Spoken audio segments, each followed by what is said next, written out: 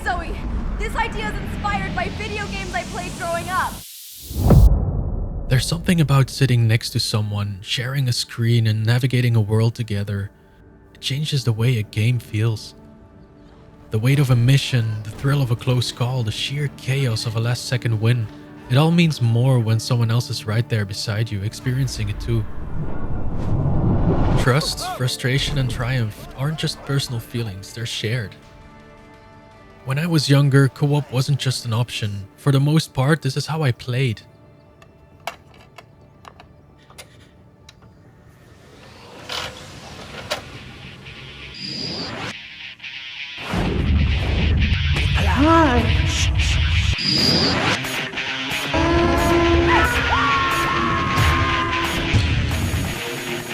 My brothers and I spent countless hours side by side, diving into games like Time Splitters 2, James Bond Nightfire, Splinter Cell Chaos Theory, Tenchu Wrath of Heaven, and Dynasty Warriors.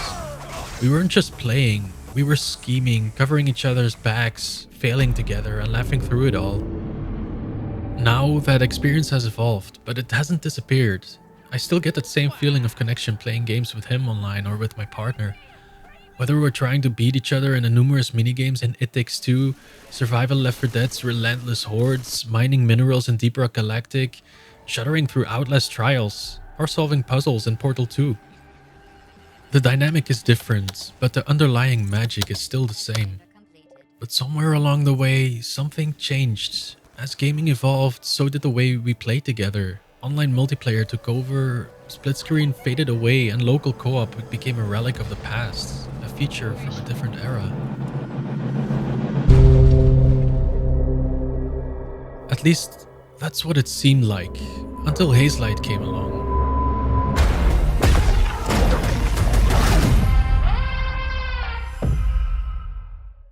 With A Way Out and It Takes Two, Joseph Fares and his team built games that didn't just encourage cooperation, they demanded it. They weren't just reviving co-op, they were defining it. And now with Split Fiction, they're doing it again, pushing the idea of shared storytelling even further. This video is both a deep dive into the magic of co-op gaming and an exploration of how Split Fiction continues Hazelight's mission to make playing together meaningful again. Because co-op isn't just a feature, it's a language, a way of experiencing games that changes how we interact, not just with the game, but with each other. It's a difference between playing a game and sharing it, and in a world that keeps pushing us to play apart, maybe it's time to remember what it feels like to play together.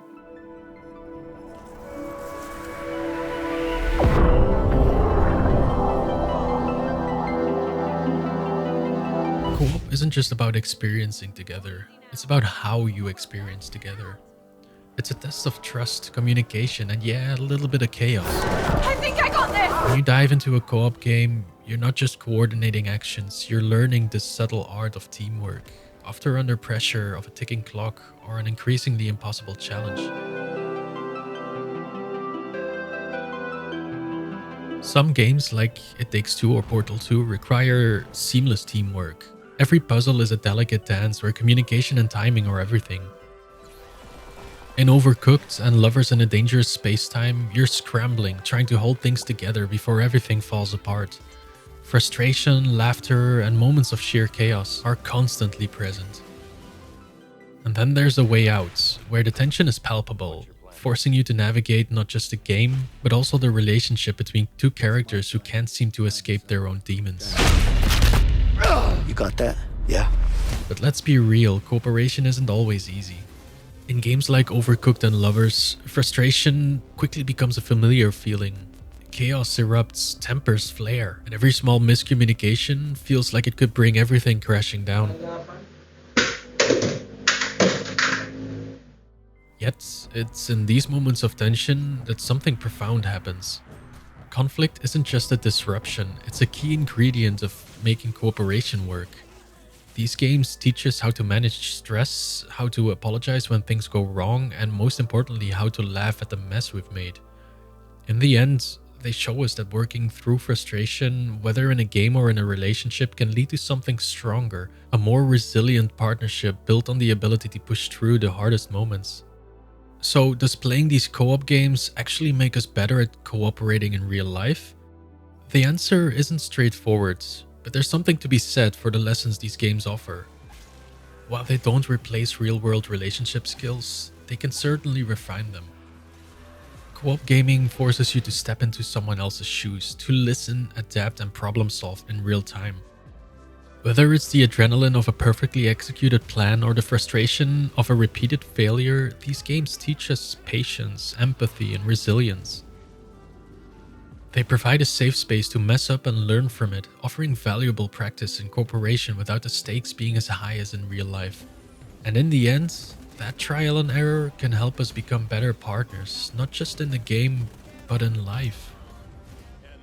But if co-op gaming is so powerful, why did it almost disappear for a while?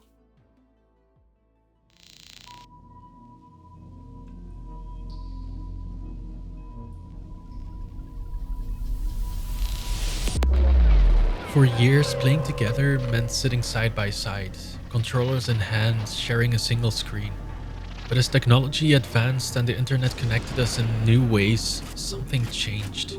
The couch became empty. The second controller gathered dust, and slowly, split screen and local co-op faded into history, pushed aside in favor of online play, bigger worlds, and the relentless march towards technical prowess. Was this evolution? Or did we lose something along the way?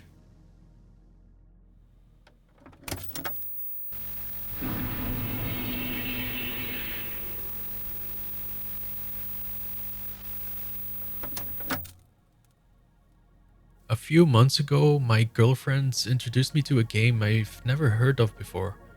It was a game she grew up playing and had fond memories of. A game that would shape the future of co-op gaming. A game developed by this little studio we all know and love.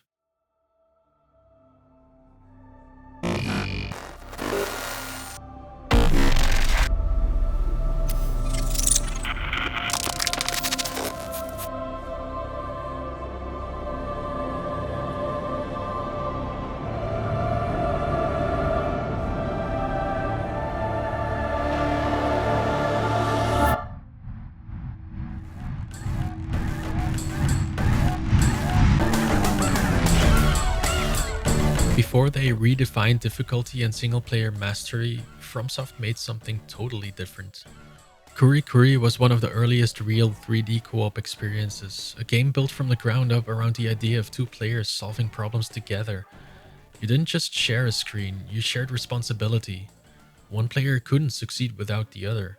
Every puzzle, every challenge required teamwork, coordination, and trust, a lot of which we will see returning in a later part of this video. From the very moment we picked up Kuri Kuri Mix, I could feel its influence rippling through the gaming industry. What started as a quirky, colorful puzzle adventure quickly became a test of our teamwork, communication, and patience. Sometimes chaotic, sometimes hilarious, always rewarding. As we navigated its cleverly designed levels, I couldn't help but see the echoes of its influence in modern co-op games like It Takes Two. That same blend of challenge and cooperation, of joyful frustration and triumph, has shaped an entire genre. And yet, Kuri Kuri Mix still feels special, like an unsung pioneer in the world of couch co-op gaming. But co-op wasn't always just about actually playing together. It was about the little moments you shared through the medium of gaming. Sometimes a second controller wasn't even needed. My brother and I would gather around as our older brother played games, watching every move, asking questions, even learning English as we constantly asked for translations, turning our gaming sessions into almost language lessons without even realizing it. Little by little, the game's words became familiar, and before we knew it, we weren't just playing, we were understanding.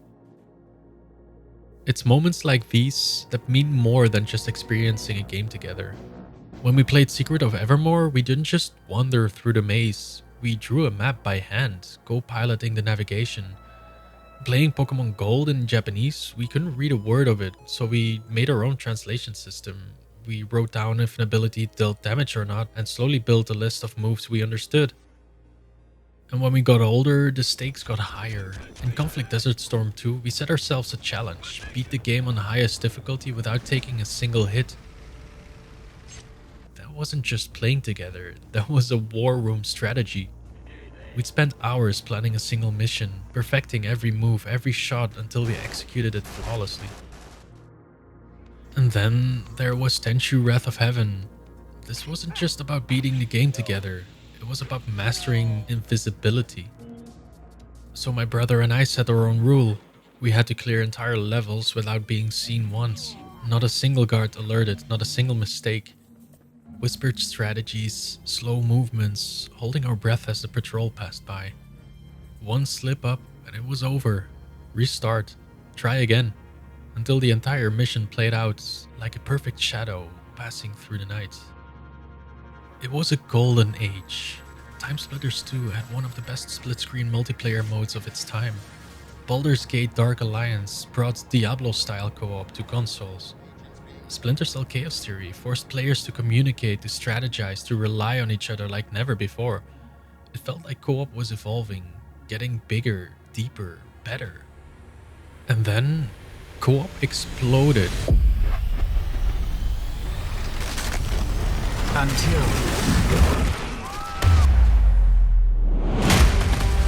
Online gaming wasn't just competitive play anymore, it was a new home for cooperative experiences.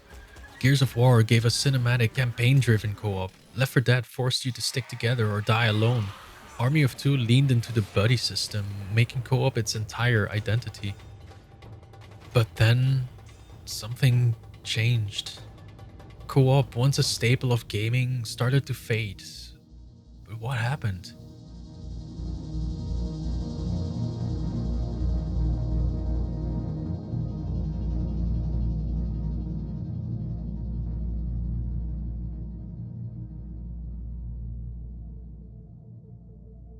For years, gaming had been about sharing, passing the controller, sitting shoulder to shoulder, screaming in victory or frustration.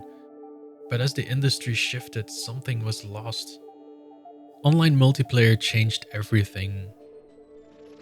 Why worry about split-screen performance when you could render one perfect screen? Why design levels for 2 people when the entire world could be a lobby? Game after game dropped couch co-op in favor of smooth online play. Something changed, not just in how we played, but in why we played. Co-op wasn't just a mode, it was a way of connecting, a reason to sit together. But now gaming was about engagement metrics, playtime, progression systems. Co-op wasn't dying because people didn't love it, it was dying because publishers decided it wasn't profitable enough. It faded because it became inconvenient for developers, for publishers, for the way games were being designed. Online play meant studios didn't have to optimize for multiple players on the same screen. They didn't have to balance levels for cooperation, and most importantly, they didn't have to split the revenue. 2 players playing on one couch, that's 1 game sale. 2 friends playing online, that's 2. Alright, Gears, bring the hurt! Games became services, designed to keep players engaged for hundreds of hours. Competitive online shooters, live service games, battle passes, these models thrived on keeping people playing alone, even when they were technically playing together. Co-op wasn't just an inconvenience, it was unprofitable. In the shadows of an industry obsessed with online play and live service models, a handful of developers refused to let co-op be forgotten. It just needed people who still believed in it.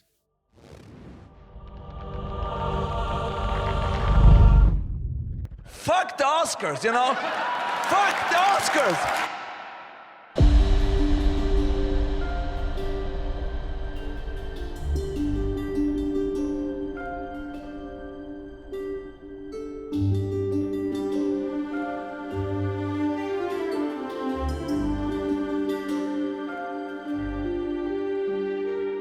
Founded by Joseph Ferris, a director who believes in the power of playing together, Hazelight Studios isn't just making co-op games, they're redefining them. Their games aren't built with a co-op option, they're designed from the ground up to be played with someone. Marrying the story and the mechanics. Every puzzle, every mechanic, every moment exists to connect players, to make them rely on each other. And action. But Hazelight didn't just stop at great game design. They knew the biggest hurdle to co-op gaming wasn't just finding a game, it was affording it. That's why they introduced the Friends Pass, a feature that allows one player to own the game while the other plays for free. No split revenue, no double purchases, just an invitation to share an experience. The co-op genre is evolving, and for those of us who never stop believing in it, it's never been a better time to play. The future of co-op gaming is here, and it's entering a new dimension.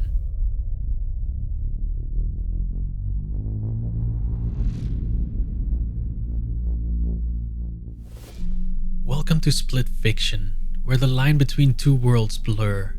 Just like Hazelight's previous games, Split Fiction revolves around the unshakable idea that co-op isn't merely a feature, it's the experience. In a world where storytelling is the key to unlocking the unknown, Split Fiction pulls you into a realm where imagination is both a weapon and a prison. It's a game where two players, two creators, are caught between the boundaries of the stories they've built. And if you're anything like me, you'll feel the weight of that burden. The challenge of bringing something to life, of constructing worlds from scratch, only to realize that those worlds are living and breathing, sometimes beyond your control. I'm curious. How come you only write fantasy? Because it's awesome? In Split Fiction, you step into the shoes of Mio and Zoe, two writers whose creations have come to life in ways they never expected. They're trapped, locked within the very worlds they've dreamed up. Every challenge is an opportunity to communicate, to coordinate. And as someone who grew up playing games with my brothers, figuring things out together, passing the controller, mapping out secrets, this game felt like a throwback, but also something new, trying to capture that nostalgia, but at the same time, providing you with fresh ideas and set pieces.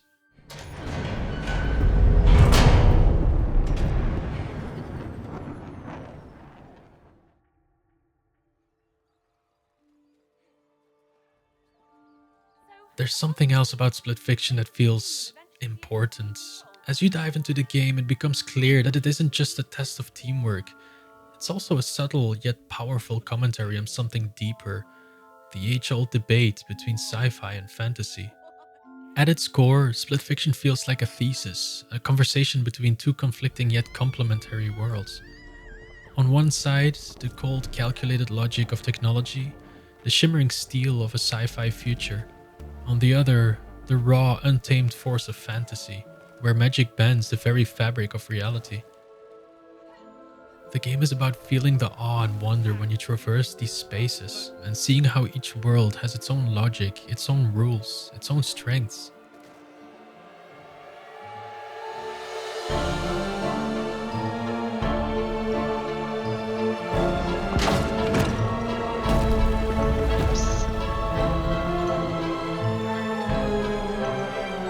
As you play, you start to see that these worlds aren't at odds with each other.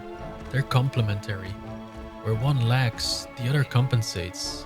And while Split Fiction doesn't give you an easy answer to the age-old debate, it doesn't try to prove one is better than the other. It does give you a chance to explore both sides, and to feel the tension that comes with it. It's a game about two realities, yes, but also about the push and pull of two ideologies, two visions of what the world could be.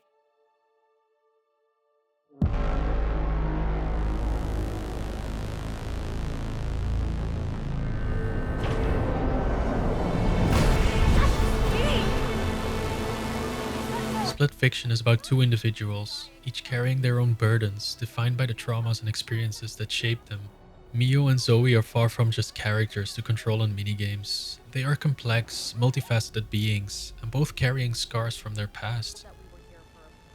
Mio's journey is one of grief, the slow unraveling of a connection that she never wanted to lose, while Zoe is haunted by the ghost of someone who was ripped away way too soon. But these aren't just personal struggles. The traumas bleed into the worlds they inhabit. As you journey through these beautifully crafted environments, you begin to realize that these worlds are more than just a backdrop to the story. They are an extension of the character themselves. The worlds you traverse are shaped by their pain, their hopes, and their fears. Every landscape, from the sterile, high-tech cities to the lush, overgrown wilderness, whispers of the lives these characters have lived and the worlds they've had to create to survive in them.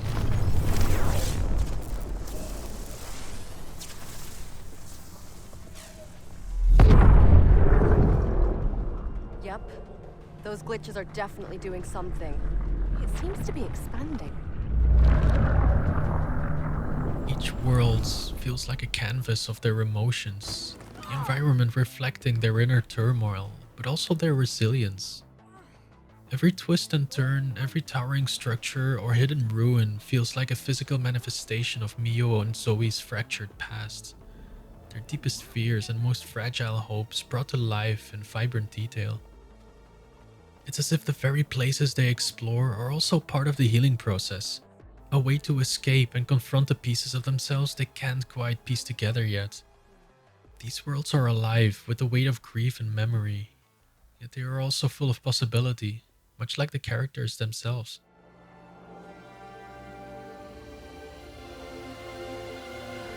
You know what, Zoe? I really needed this. I didn't realize it myself, but I kind of needed a break from all of my own dark thoughts. Well, that's why I wrote this story.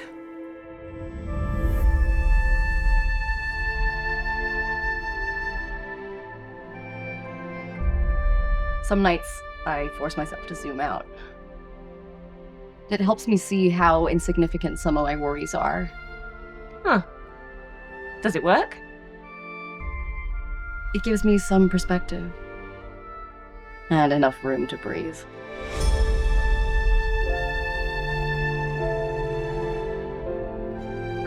In co-op gaming, you often hear the phrase shared experience thrown around.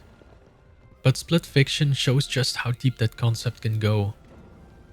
It's not just about working together to move through challenges, it's about how those worlds intertwine with the personal and emotional stakes of the characters. As Mio and Zoe forge a path through these impossible landscapes, so too does the player. Working alongside their partner to unlock each new step, each breathtaking vista, as a symbol of the growing trust between them. Every world, every environment feels as though it's alive and breathing alongside them, further drawing you into the intricacies of their shared journey, where the challenges they face are as much about the internal landscapes as they are about the external ones. The environments in Split Fiction are another layer of the characters' stories, intricately woven into the very fabric of their co-op experience. Zoe, unable to accept, wove together vivid, colorful realms. A place where grief could be turned into something beautiful, where memories could live on. In these vibrant, fantastical worlds, her loss is a bold and brave figure, one who faces challenges with unyielding courage. For Mio, her worlds are far darker, their melancholy tone reflecting the weight of her own grief. She created a narrative where in this fictional realm she can rewrite the inevitable and save her from a fate she never wanted to face. Zoe, you might be the first person who's seen this side of me. I'm not used to strangers being this, I don't know, kind. Really? I know, I'm such a downer. It's just that there's this anger growing inside of me. I feel trapped. It's like I'm lost in the dark. I don't know what to do. Who wouldn't be overwhelmed by it all? It makes you human.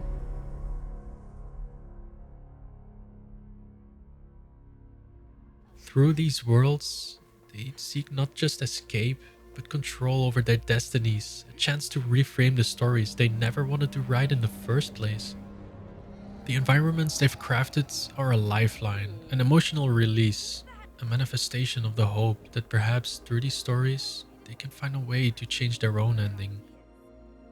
Through every puzzle, every confrontation, every quiet moment of reflection, their fractured pasts pulse between the surface of the story. This is where the true magic of Split Fiction and co-op gaming lies. It's not just about the act of playing together, it's about sharing the weight of these emotional burdens, and in turn, discovering the unique dynamic that emerges between two people. The game weaves the act of collaboration into the very fabric of the characters' journeys. Just as Mio and Zoe rely on each other to navigate their worlds, players must depend on each other to move forward. Each character's distinct traumas and experiences pull them in different directions, but it's through working together that they, and by extension the players, are able to unlock the deeper layers of the story. That sequence would fit in a movie or something. Oh, well, I'll be there opening night. You would? The bond between them is more than just functional. It's about learning how to trust, how to open up, and how to heal through shared experiences. Co-op gaming in this way becomes a parallel to the emotional arc of the game itself, a journey of growth, healing, and connection. It's only made possible when two people come together and face the unknown, hand in hand. I'm gonna miss this place. Let's get out of here.